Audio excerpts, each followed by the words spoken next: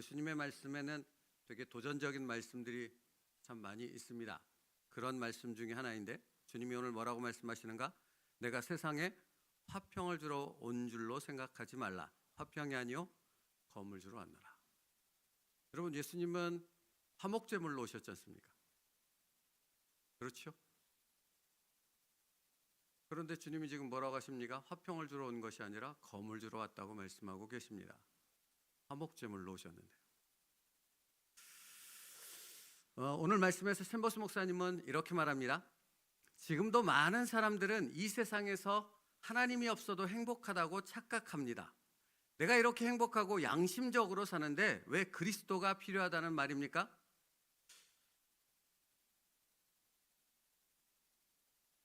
그러나 이들이 누리는 행복과 평안은 잘못된 길에서 누리는 것입니다. 그렇죠? 거짓 평화를 부수시는 하나님. 거짓 평화가 무엇입니까?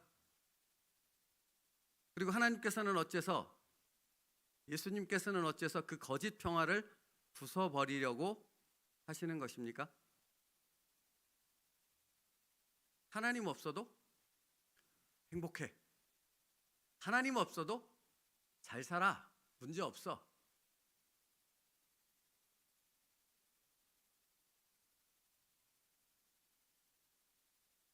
그러나 그게 착각이라는 겁니다.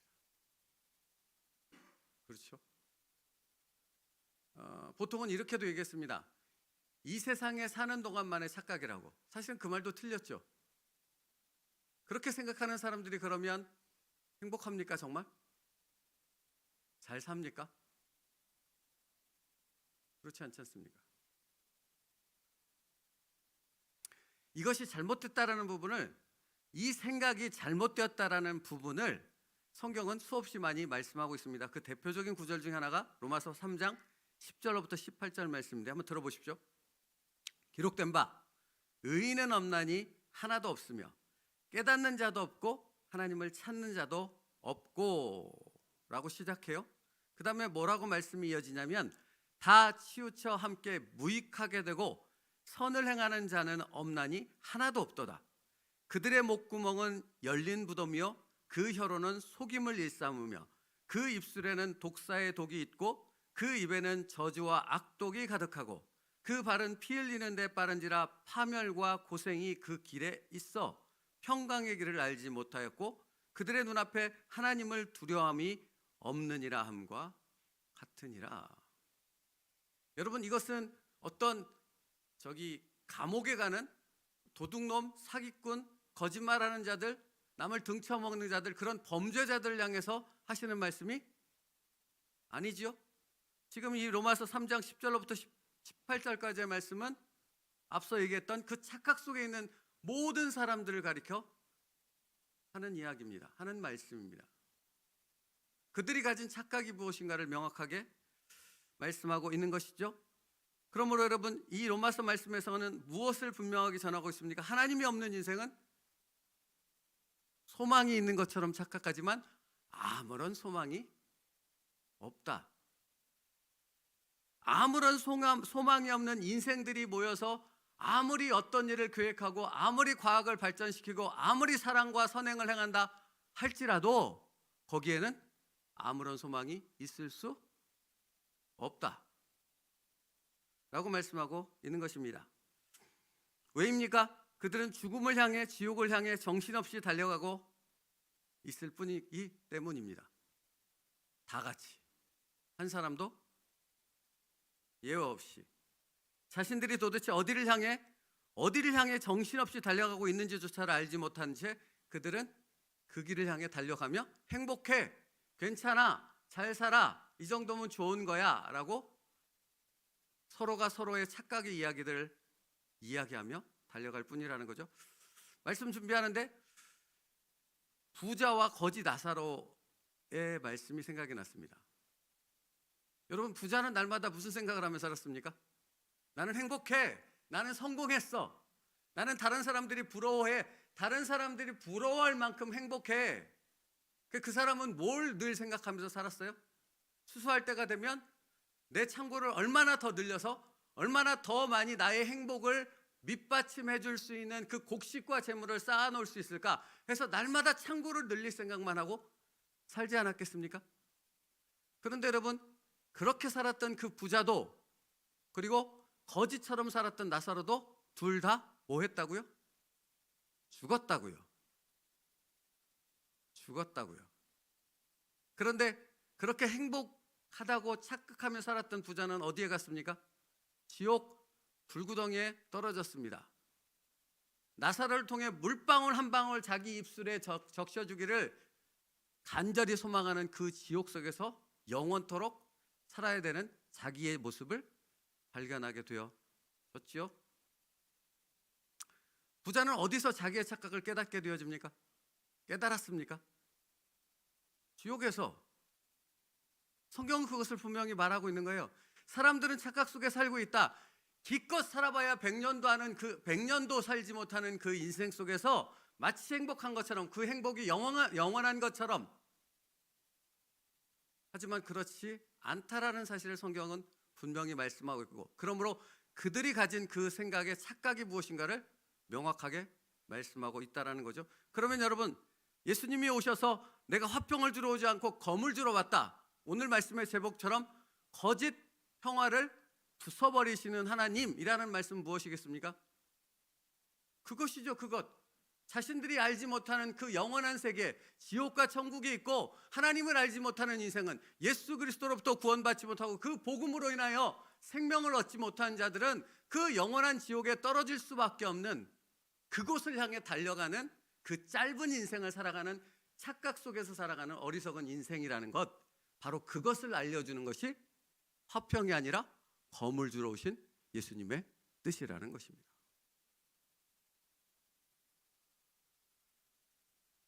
예수님께서는 이런 거짓 평화를 부수시기 위해서 검을 들고, 말씀의 검을 들고 이 세상에 오신 것이죠. 그래서 샘버스 목사님이 이렇게 말합니다. 오직 참된 평화는 하나님과 인격적 관계를 맺을 때에만 가능합니다. 누구를 통해? 예수 그리스도를 통해. 참된 평화는 하나님께만 있으니까요. 로마서 6장 23절 말씀에요.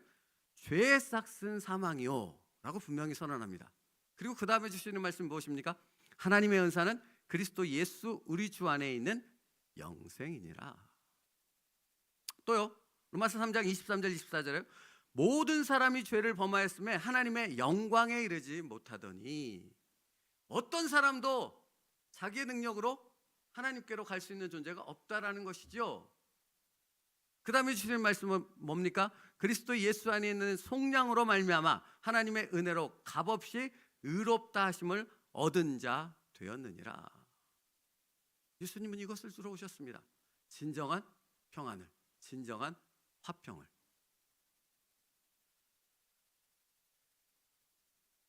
그래서 샘버스 목사님이 이렇게 얘기해요. 만일 사람이 하나님께 나아가지 못한다면 이는 그 사람의 마음속에 포기하기를 거절하는 비밀스러운 것이 있기 때문입니다. 저는 제가 잘못한 것을 인정합니다. 그러나 이것만은 포기할 수 없습니다. 그러니까 이것이 무슨 말인지 아시겠습니까? 여러분, 구원의 복음, 생명의 복음이 선포됨에도 불구하고 그 사람이 나오지 않는 이유는 그것을 거절하는 이 마음에 그것보다 더 귀중하게 여기는 그 어떤 것이 여기 안에 있기 때문이라고. 이걸 정확히 말하는 게 그 부자와 거지 나사로의 비유 아닙니까? 부자가 아브라함을 향해 이렇게 말하지 않습니까? 아직 죽지 않은 내 형제들이 저기 있는데, 아직 세상에 살고 있는데 그들을 향해 나처럼 이 지옥 불구덩이에 떨어져서 영원한 지옥 가운데 살지 않게 하기 위해서 나를 보내셔서, 아니 나사로를 보내셔서 거기에 그들에게 이 복음을, 이 진실을 알게 해 주십시오 라고 부탁하지 않습니까? 아브라함이 뭐라고 답합니까? 이미 거기서 하나님이 보낸 선지자 주의 종들을 통해 복음이 선포되는데 그것을 받지 않는다면 죽은 자가 살아간다 할지라도 그들은 그 복음을 듣지 않는다라는 겁니다. 왜입니까? 여기 이것만은 포기할 수 없어라는 부분이 있기 때문에 그런 것입니다. 그러니까 하나님이 부수신다는 것이 무엇입니까? 이것만은 포기할 수 없어. 이걸 부수신다는 겁니다. 무슨 말인지 아시겠습니까? 하나님께 나오기 위해서는 이것만은 포기할 수 없어. 그 부분을 부신다고요. 그러면 여러분, 우리는 하나님께 나왔지 않습니까? 그래서 예배드리고 있지 않습니까? 그래서 이 새벽에 나와 하나님 앞에 기도하기 위해 지금 이 자리에 앉아 있지 않습니까?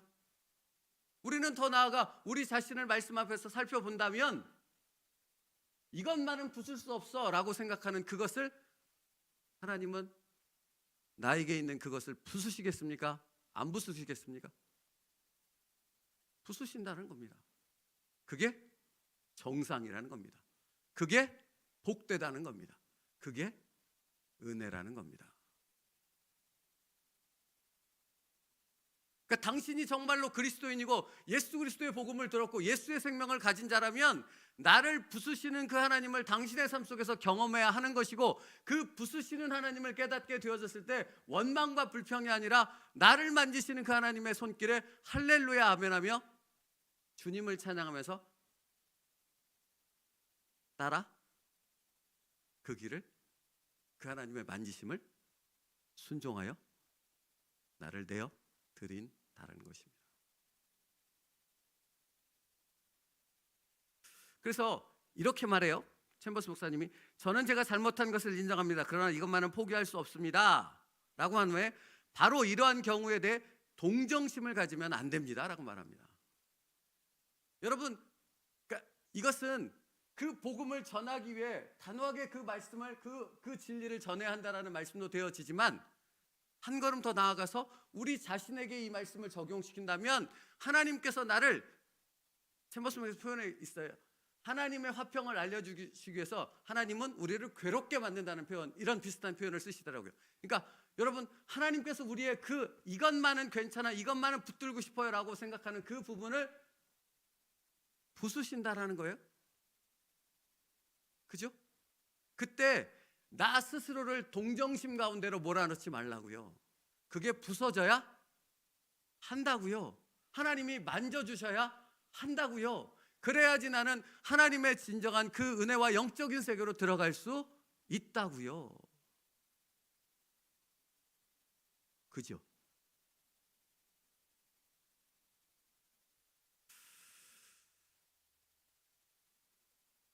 사람들은 마음속 깊은 곳에 있는 복음을 대항하고 싫어하는 뿌리를 볼 수 있어야 합니다. 사람들은 하나님의 축복을 원하지만 그들의 뿌리까지 변화를 요구하는 복음에 대해 견디지 못합니다. 여러분, 견뎌야 합니다. 그것을 아멘으로 받아야 합니다. 좋으신 하나님만 있지 않습니다.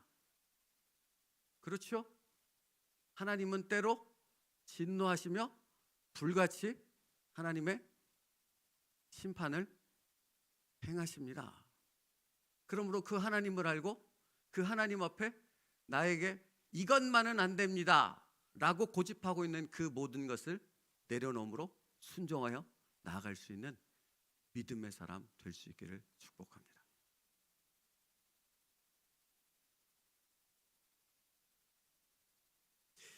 이렇게 말해요. 그래서 챔버스 목사님이, 만일 하나님께서 주의 방식으로 당신을 대하셨다면 주의 종으로서의 당신의 메시지는 사람의 마음 뿌리 깊은 곳까지 무자비하게 찌르는 역사를 나타낼 것입니다.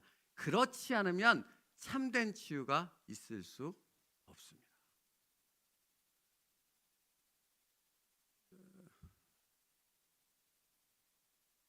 제가 농구를 하다가 여기 이 새끼손가락이 예전에 다쳤거든요. 그래서 이렇게 공을 딱 받았는데 얘가 꺾여가지고 W자로 이 손가락이 꺾여져서 이렇게 뼈가 뒤로 밀려갖고, 근데 딱 그 순간에는 아프지 않더라고요. 근데 시간이 흐를수록 계속해서 통증이 몰려오더라고요. 그래서 병원에 갔는데 의사분이 딱 보시더니 이거는 그냥 잡아 빼야 된다는 거예요. 그 뺄 상황이 되니까 정말 죽도록 아프더라고요, 사실은. 그래서 제가 의사 선생님한테 그랬어요. 혹시 여기 마취하고 빼면 안 될까요? 아픈데? 그랬더니 마취하는 자체가 더 아프대요. 그랬더니 그냥 잡아 뺐어요. 아프더라고요. 근데 여러분, 그러니까 제가 이 말씀을 드리는가, 우리 육신도 다시 건강해지려면 뭔가 아픔의 과정을 통해 이걸 치료해야 한다라는 것이죠. 영적인 부분도 마찬가지입니다. 우리 안에 있는, 우리가 가지고 있는 그 죄성과 이것만은 포기 못해라는 그 마음을 하나님은 그냥 두실 수 없습니다. 그렇지 않으면, 이걸 제거하지 않으면 치료될 수 없고, 이것이 제거되지 않으면 하나님 앞에 온전한 그리스도인으로 설 수 없기 때문이죠. 챔버스 목사님의 마지막 표현처럼 진정한 화평은 하나님과의 관계를 통해 이루어진다고요. 하나님과의 관계를 가로막는 그 어떤 것도 하나님은 허용하기를 원치 않으십니다. 누구를 위해? 나를 위해. 그렇죠. 그러므로 하나님은 오늘도 나를 만지실 줄 믿습니다. 그게 은혜임을 아시는 믿음의 사람, 영적인 사람 되기를 축복합니다. 그리고 여러분, 그것을 정말로 아는 자만이 사랑하는 이들에게 그렇게 만지시는 하나님이심을 온전히 전할 수 있지 않겠습니까? 그렇죠. 그런 우리 교회 되게 해달라고 기도해 주시는 여러분 되기를 바랍니다. 제가 계속 말씀드렸지만 건강한 교회는 그런 하나님의 만지심이 계속 있는 교회입니다. 여러분, 당연하지 않습니까? 계속 있을 수밖에 없지요. 뭐 사람이 바뀌어서도 그렇겠지만 그냥 있는 그 사람들 자체로도 하나님의 더 신실한 하나님의 사람으로, 하나님과의 깊은 영적 관계를 맺어가는 그 진정한 하나님의 백성으로 만들기 위해서라면 끊임없이 그것들을 제거하는 하나님의 만지심이 이 공동체 안에 어찌 있지 않을 수 있겠냐고요. 없는 게 이상한 거죠. 세상의 평안만을 바라보며, 세상의 어떤 그 행복만을 바라보며 그 착각 속에 사는 것이 교회 공동체 안에도 만연한 현상이 되어지는 게 지금 이 시대 아닙니까? 근데 그렇지 않다고요. 교회 공동체는 끊임없이 부딪히며 끊임없이 하나님의 그 만지심이 살아 역사하는 것이 교회 공동체인 줄 믿습니다. 그러므로 여러분, 그렇게 교회가 깨어져서 그 하나님의 만지심으로 가득한 교회가 될 수 있도록 해달라고, 그것 때문에 실족하고 좌절하여 떠나가는 자들이 아니라 그 안에서 더 굳건하게 하나님의 사람들로 세워지는 세움누리교회가 될 수 있도록 해달라고 중보하여 기도해 주시기를 바랍니다. 하나님이 우리 교회를 그렇게 세워가실 줄 믿습니다. 그리고 여러분의 가정을 여러분을 통해 그렇게 세워가실 줄 믿습니다. 하나님의 화평으로, 하나님이 함께 하시는 은혜로요. 그러니까 여러분, 생각지 않았던 일이 다가올 그때, 여러분이 전혀 생각지 않았던 그 어떤 문제가, 어떤 일들이 벌어졌을 그때 우리는 누구를 바라봐야 됩니까? 하나님을 바라봐야 된다는 거 아시지 않습니까? 근데 하나님을 바라본다는 게 뭐냐고요? 만지시는 하나님이라니까요. 고통스럽지만, 두렵기도 하지만, 그것이 견디기 어렵지만 그 만지시는 하나님이 느껴질 그때가 바로 하나님의 은혜로 충만해진 때인 줄로 믿습니다. 그 하나님을 더 깊이 알아갈 수 있는 저와 여러분 될 수 있기를 주님의 이름으로 축복합니다. 기도하겠습니다. 살아계신 하나님, 오늘도 하나님께서는 우리를 만지실 줄 믿습니다. 그러므로 아버지 하나님, 나의 이것만 좋습니다, 이것만은 놓지 못하겠습니다 하는 그 부분을 깨트리고 부수시며 하나님과의 온전한 그 깊은 신뢰와 영적인 관계로 이끄시는 그 하나님의 손길을 경험하게 하시고, 그 손길 앞에 할렐루야 찬송하며 그 주님 앞에 나를 내어 맡길 수 있는 믿음의 성도들 될 수 있도록 인도하여 주옵소서. 저희 세움누리교회를 그런 만지심으로 가득한, 그렇게 성장하는 성도들로 가득한 하나님이 기뻐하시는 교회로 세워 가실 줄 믿습니다. 우리가 합심하여 중보기도함으로 우리 교회를 더 든든히 그렇게 세워갈 수 있도록 인도하여 주시옵소서. 예수님의 이름으로 기도 올리옵나이다. 아멘. 우리 찬송가 260장 박수 치면서 찬양하면서 기도하겠습니다. 아까 말씀드렸던 것처럼 교회를 위해 그 영적 치열한 싸움이 있는 저희 교회를 위해 또 성도들을 위해 기도해 주시기 바라고요. 가정도 그렇지요. 그 싸움이 하나님의 만지심이 있습니다. 그것을 통해 우리 가정이 더 믿음 안에 하나님과의 깊은 영적 관계를 맺어갈 수 있도록 여러분의 가정을 위해서 기도해 주시기를 바랍니다.